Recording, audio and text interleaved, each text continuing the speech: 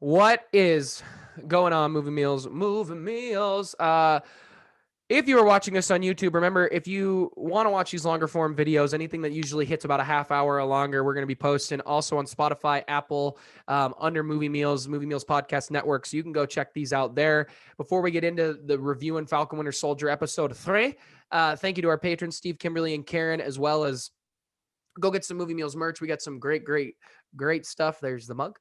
So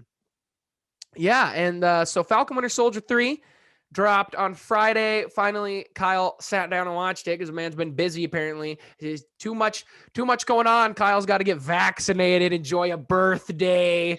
Doesn't have time to sit down and watch things like Al demands of him. But he finally took time and watched it. Yeah. So let's just jump into it. Kyle, is there any spot you want to start, or you just want to do your overall thoughts? Any whatever you want. You take control. Zemo's a great villain. I love Zemo. And he's great in the Civil War. He is great in Civil War. They really did a good job at giving Zemo the spotlight in this episode, more than I thought they would. And they did it we're doing spoilers, right? This is a spoiler show. This is an after show. We're going to do spoilers. Absolutely. Perfect. I don't know why I had a brain fart about that, but pretty much Winter Soldier, Bucky helps him escape prison, and now he's teaming up with Bucky and Falcon to, stop all these super soldiers running around, because, he also hates super soldiers. And it was a team up I didn't see coming. I just figured they would do the thing of him breaking out himself, or, the super soldiers maybe breaking him out, and maybe still has a part in it. I'm not sure, but this entire episode just not only gave him the spotlight a bit more, but it filled some holes about the character. Like it made the character, it reminded us of why we like this character in the first place, and its chemistry with Falcon and Bucky, I thought was just really good. I was really invested in the adventure that they were going on to find these super soldiers and the scientists that made them to begin with. So that was my biggest takeaway. Like, Daniel Bruhl is great in this role, and I was really happy to see him in a position where I wasn't expecting it to be. Everything you just said, I agree with, but I think something took over the show by storm. A amazing actress by the name of Emily Van Camp, who got an awesome fight scene. That was really good. I was watching that being like, this is violent. And at one point she cuts a guy on the arm and they show the blood. And I was like, is this Daredevil on Netflix? Is there blood in the Marvel Cinematic Universe? Yeah. She the Winter Soldier throws a pipe through a guy and they actually showed it. They obviously still pan away from some of the intense gunshots, but even I think she shot a dude in the head and they showed it and he just, blood came out and he just fell on the ground. It was awesome though. She was so awesome. Go ahead. She was great. I'm glad that they brought that character back, because I think that was a very big, not a plot hole necessarily, but that was just a big question mark people have had lately. Like, she just left, and where has she been? And it's kind of sad that she had to get herself all the way to the other side of the earth in a place that's I've never known that wasn't the MCU, but apparently it's one of the most dangerous cities to be in, and rightfully so. But yeah, this episode was more violent, a bit more gritty than I was expecting. I mean, the past two episodes have shown their violence, and it's violence I've been familiar with the MCU, but this one kind of took it up a notch, and I was like, interesting for Disney. I'm here for it. I'm here for it too. It's just so funny because Disney is so protective of oh, we got to make sure all this stuff is for kids. We can't show anything, remotely, it just that could remotely hurt them or anything. But this episode could be a case where it's no, maybe with the parents around, maybe a kid could be traumatized for a little bit. I'm not sure, but maybe they could be able to handle it too. I don't know. It was very interesting. I wonder if this is a new Bob thing. We have a new CEO of Disney, new Bob, as I like to call him. Because old Uncle Bobby Iger is Audi 5, and I think you wonder if maybe Bob Iger really stuck to the "we need this to be for kids" mentality, and maybe new Bob is saying, no, look, kids can handle a little bit more. Let's amp it up a notch. And maybe he's the one who sits down with Kevin Feige and says, hey, Kevin might say, hey, we're going to do this for our story. what do you think? And Hmm. he goes, well, if you want, you may up the violence a little bit. Maybe that's what the conversation, maybe I'm completely wrong and they just have that much faith in Kevin Feige that they can show people anything and it does not It matter. could be that. Um, Yeah. I think both. It's probably a meet in the middle kind of situation, but I'm curious if it is a new Bob thing because I think he looks at because he's so big into streaming. He's talked so much in these press conferences and Yeah. investor days about streaming and how streaming is the king, and to the point where it's aggravating as a fan of the cinema because it doesn't sound like he necessarily grew up as a big fan of the movie going experience that Bob Iger did.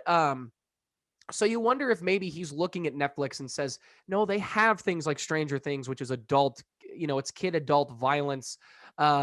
Daredevil is by far super adult. And he looks at those and says, those were extremely successful shows and we can be extremely successful and we can up the violence a little bit. And I wonder if, Hmm. if that's where he's coming from. I mean, there's a lot of rumors that Daredevil is coming back into the MCU with Charlie Cox. There's a new Hmm. rumor that J. Jonah Jameson. This is a complete sidetrack, but I want to ask your thoughts about it real quick because I haven't talked to you. Okay. There's a huge rumor going around that J.K. Simmons is going to play Jonah Jameson in both this new version we saw at the end of Spider-Man Far From Home and his original because we're going to be jumping to different universes.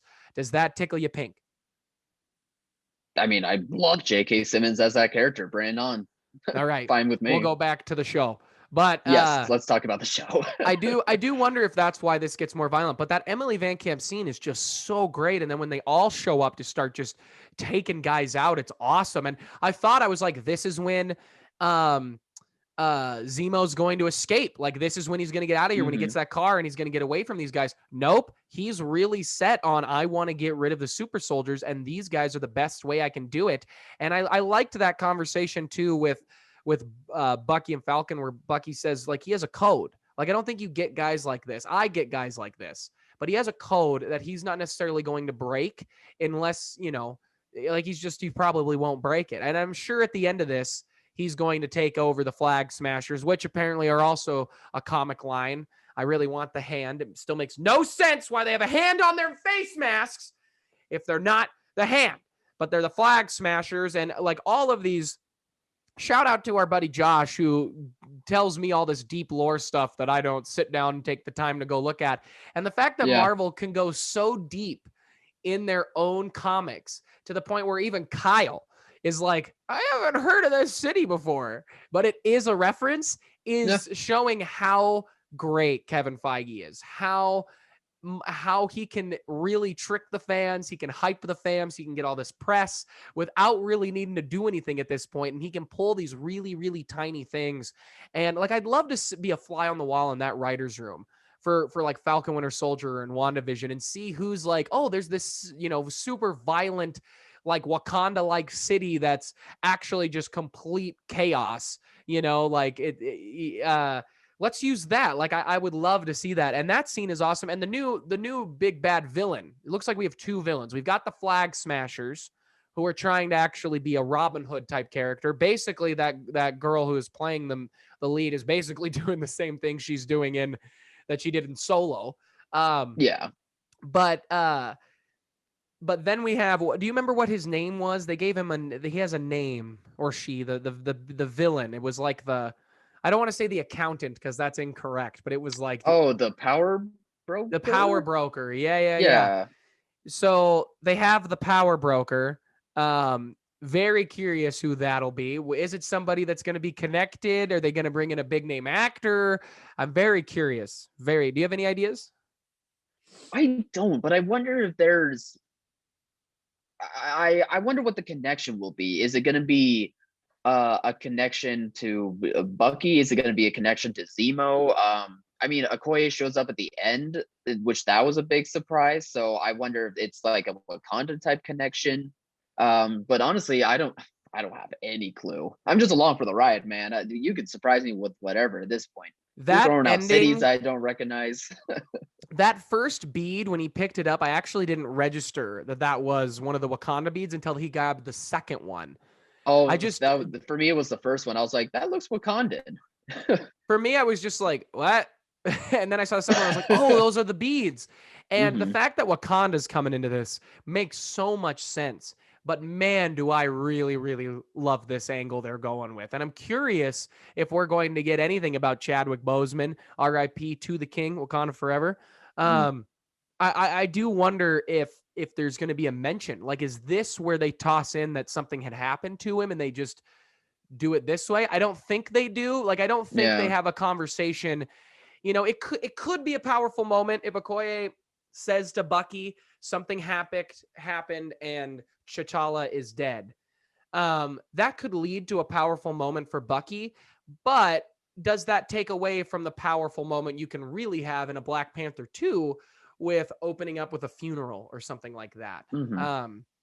And maybe they do both. I don't know. Mhm. Do you think they'll touch on his death at all? Um, I don't think it's gonna be very likely. I don't because unless if they like reshot a scene, I don't think they had the time to prepare for like Well, they're not done with the reshooting script. this. I'm talking about the show, Oh, like them reshooting a scene. Maybe I don't see them doing that just fair for the points. sake of adding it in. I wonder if she's gonna be. I wonder if like Wakanda noticed that Bucky went off his rocker after that mission that they went on with Zemo and Falcon, and I wonder if they're like, hey, like you good? Like, cause like our systems indicated that you weren't White Tiger or what was his name, White Lion White anymore, and White you went Wolf. White Wolf. Thank you, and you went Winter Soldier again. Like, I wonder if it's something like that. And he's like, no, I got it. She's like, Well, she do you says know? the final line is where I want Zemo or where's Zemo. So I don't even think she's there for him. Oh, I think oh, I she's forgot there for about that. Zemo. Yeah, no, she's Oh, there to okay. get the Yeah, man yeah, yeah. who should be in prison for, they probably just heard he broke out and they're like, he has no reason being out. And then when they probably got to the city, they figured out that Bucky was involved. So they decided to talk to Bucky before rushing in, because they made the Yeah, because they mistake know in him. Civil War of rushing Bucky and being wrong. So that's Hmm. great character development there of the Wakandans just trying to now sit back and go, well, why don't we talk to him first? So we'll give him a little signal. But I loved it. I love that, and I hope they all have a Yeah, huge conversation because I think that's going to be really, really fun. And this show is to the point where that's what I want. I want the conversations. The world is so yeah. well built that the conversations end up becoming more fun than the action. And it Um, works better for TV as well. yeah, So I wonder what Okoye and Zemo. I wonder what that connection's all about because I don't remember Zemo really having anything to do with Wakanda back in Civil War. Well, oh wait, no, except that he he blew up. kills He the killed king. T'Chaka. Yeah, that's right. That's what happened. Okay, I'm I was remembering. about Apparently, I to don't remember. say. Yeah, that's right. That's what happened. Okay, so yeah, she probably wants it. Yeah, that makes sense. Yeah. Although I'm sitting here thinking, and it is possible they could have reshot a scene or two. I doubt they did. I'm with you, but um, it'll be cool with Okoye having that conversation, being like, "No, this man needs to be behind bars. He killed our king." Like, um, and I loved that reveal at the end. And the second that Wakanda score plays, oh, it's so good. I like legitimately was like hype. I'm so hyped for this next episode.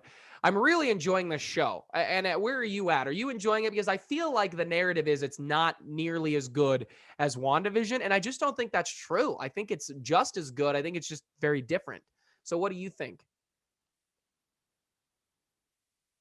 Sorry, I glitched out there for a second. But I heard what you were asking.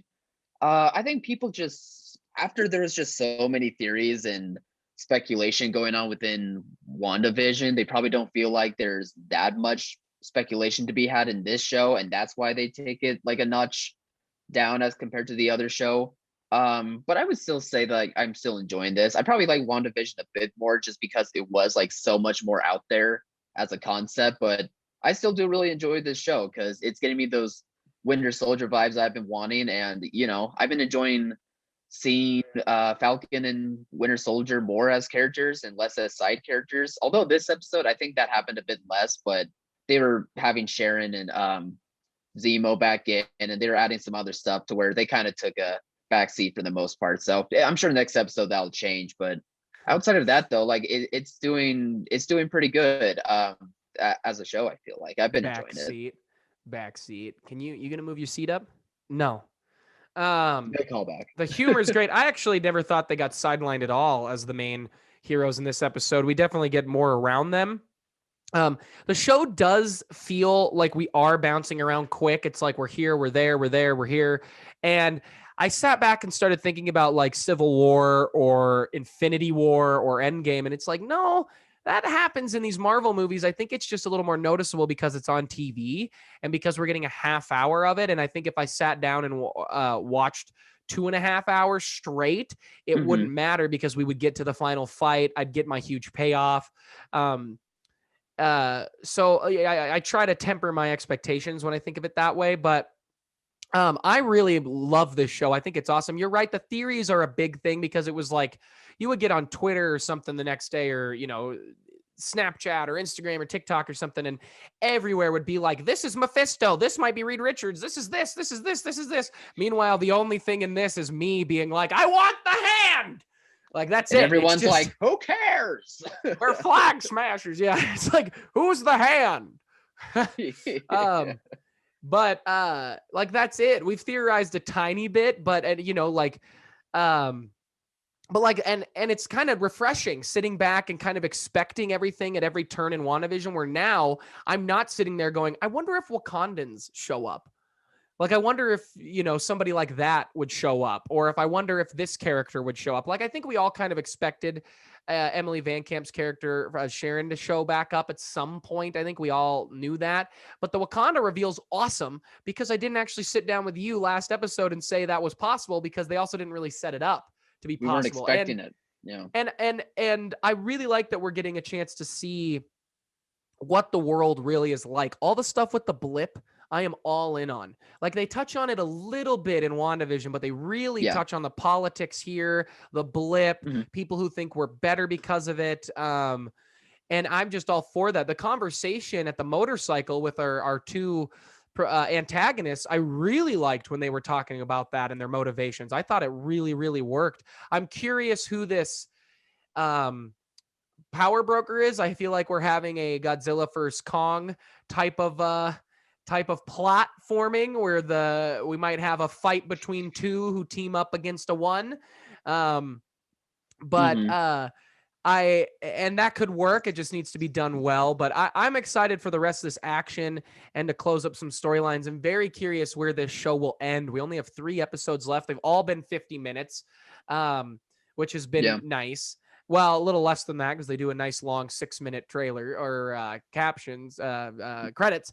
But I think the show is really, really good. And I think the people who are trashing on it I think they're the same people. I'm going to be completely honest. I think the people who really trash on this show are the same exact people that 2 episodes into WandaVision were like, this is not what I wanted. I wanted something different. And then we all were all like, why don't you just have some patience, enjoy the humor, and you'll get what you want. And then the second they got what they want, they're like, I never complained. I love this show. Mephisto's everywhere. Like, I think those are the same people. I think it's the exact same people. And I think the fans of the MCU who really enjoy what they've built are just enjoying the show. And I love the little bit, they touch on it a little bit with Isaiah, but I really liked, I think this is going to a really cool direction with Isaiah that's going to be very powerful for the show. And I really, really enjoyed that. Do you have any comments on any of the stuff I have just said? Yeah, I'm kind of with you there. It's probably those same people. There's a part of me that hopes, like, for the most part, it's just people who are like, the show isn't doing it for me. And I was kind of like that with WandaVision too. I always have that hope in the back of my head, but you never know. Some people's tastes are just different than others, so I'll just leave it at that. But still, they need to stop whining. Anything else, or should we wrap this up? John Walker, he only had like 2 scenes or something. What'd you think of him in Battlestar? The little scenes are fine. I did think that they were going to be the ones to show up and save them when they shot the lady or whatever, when the lady got shot. I assumed it would be them, and it was Emily, which I preferred. I am still really liking the way John is this character is. I think it's really interesting. I think it's really unique. I think it's a great storyline. But I want to point this out because you reminded me of it, because we touched on this. I think it's important to touch on. I read a report that Wyatt Russell the amazing actor Wyatt Russell has become. I mean, son of Kurt Russell. He is a very talented actor. He showed that in his smaller movies, episodes of Black Mirror that he's in. He got bullied off of social media after receiving a lot. I believe I read hundreds of death threats from people. And I really want to point this out because those people, where I just attacked people who are whining about not getting what they want, but these people that are attacking an actor for playing a made up character, you need to go take a long look in the mirror and maybe go talk to somebody, because that's disgusting behavior. And I pointed this out to Kyle when we were texting about it when I first read the report. And, I think of a situation with Kelly Marie Tran, who's a fantastic actress from The Last Jedi, where she was bullied and by horrible racist people online, where she had to leave online because they didn't like her character. I don't necessarily love the way her character's taken. I like the character. I don't like the direction necessarily. But Kelly is an absolute talent of an actress. I mean, she is amazing. And they bullied her off.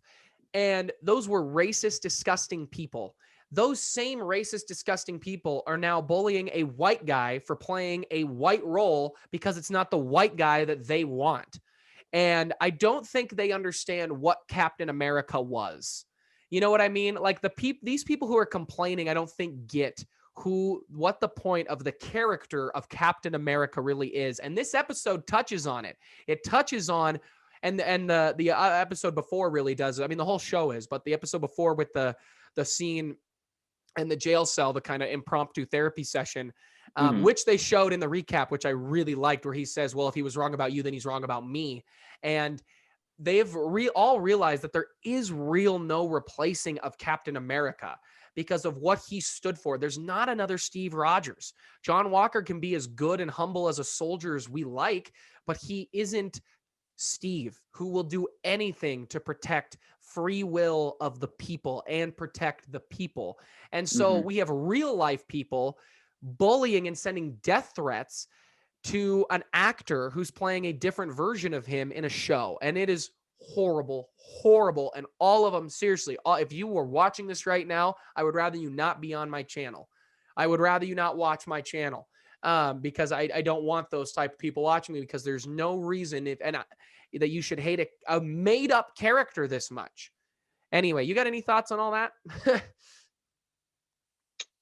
I've never understood doing that to an actor who's doing a job, doing that to someone who's playing a character who isn't real. Yeah. I understand loving a show or loving a franchise so much. I understand. I love the MCU. But even I'm not going to go the distance of being like, I didn't get what I wanted, so I'm going to attack the actor like that. That is awful behavior. It should be condemned. Like, you should be ashamed. Unfortunately, if someone is watching this and did that, I am very ashamed that you are watching my channel. I never understood that type of behavior on social media. Like, what do you get out of it? Like, do you think it's gonna work? Like, do you think midway through the show he's gonna stop doing? The show is already done, people. Like, they wrapped a year ago. It's not gonna change. It's not gonna change. And also, I'll give a little bit of props to Wyatt Russell too. If people are like that angry about his character, that means he's doing the job. That means he's doing what this character is supposed to do. So in a way, you're only showing, unfortunately, he had to get booted off social media, but in a way, you're showing that he did a good job. So I guess good. Thank you for that. But otherwise, I mean, he chose to leave. He didn't get booted, but he chose to leave social media because he was getting so many death threats. But but my main point is similar to Alex's, whereas that is really dumb, stupid, idiotic, and people should never threaten someone's life just because of fictional characters and people doing their jobs. The people at Marvel, or for racist things too. The people at Marvel are super smart. I guarantee 100%, I would bet my life on this, that Kevin Feige and the crew sat him down and said, Pete, there's going to be a bad backlash. We don't know how bad. We don't know how bad. We don't, they may have not said you're going to get death threats, but they're going to say there's going to be a backlash. I mean, you think back to when Ben Affleck took Batman, and he in interviews said that WB sat him down and said, look, there's going to be some serious backlash when we announce the casting, and we would advise you to stay off social media. And he talks about that the first comment Ben Affleck saw was just no.